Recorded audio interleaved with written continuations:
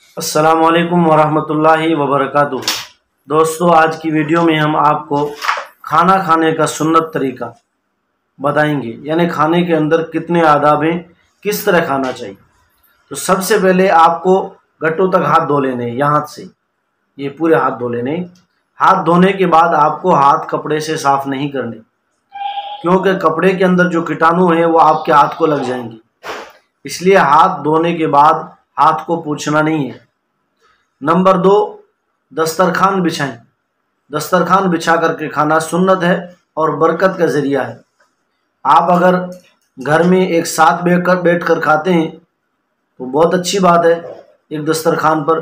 अगर आप अलग अलग टाइम पे अपने घर में पहुंचते हैं, आप कहीं नौकरी करने जा रहे हैं या अपने काम से फुर्सत आपको देर से मिलती है और आप अलग अलग करके घर में अलग अलग वक्त में खाना खाते हैं, तो भी दस्तरखान बिछाकर खाना चाहिए। नंबर 3, खाने से पहले की दुआ पढ़ें।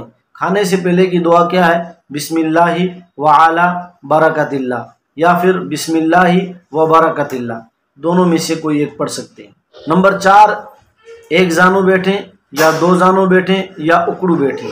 एक जानू यानी एक पैर उठाकर और एक पैर बिछाकर बैठें, ये है एक जानू। 2 जानू जिस तरह आप तैयात के अंदर बैठते हैं नमाज में, इस तरह बैठें। और तीसरा तरीका जो है वो उकड़ू, जो मदरसे में बैठ करके बच्चे खाना खाते हैं। नंबर 5, दाएं हाथ से खाएं, यानी सीधे हाथ से खाएं आप खाना। हो सकता है ये आपको उल्टा हाथ दिख रहा हो, ये वीडियो अगला कैमरा है इसलिए आपको ये उल्टा दिख रहा हो, लेकिन ये सीधा हाथ है। तो सीधे हाथ से खाना खाएं, उल्टे हाथ से खाना न खाएं। नंबर 6, अपने सामने से खाएं, दूसरे की तरफ से खाना ना खाएं। हाँ, अगर अलग अलग चीज़ें हैं खाने के अंदर तो आप दूसरी जगह से भी उठा सकते हैं, उसमें कोई हर्ज की बात नहीं है, वहाँ से भी खाना खा सकते हैं। नंबर 7, 3 उंगलियों से खाना खाएं। नंबर 8, अगर लुकमा गिर जाए तो उसको उठा करके खा लें।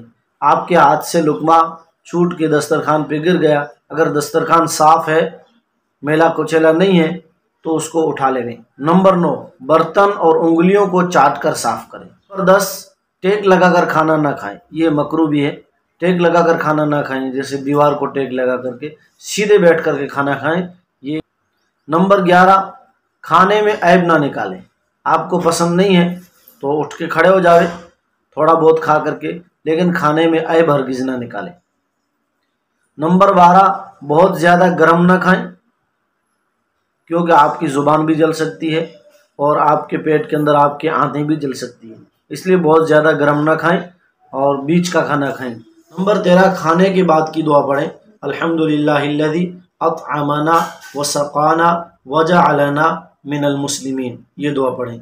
नंबर 14, खाने के बाद दोनों हाथ धो लें और कुल्ली करें। अब ये जो आपने हाथ धोए हैं, इन हाथों को आप पूछ सकते हैं।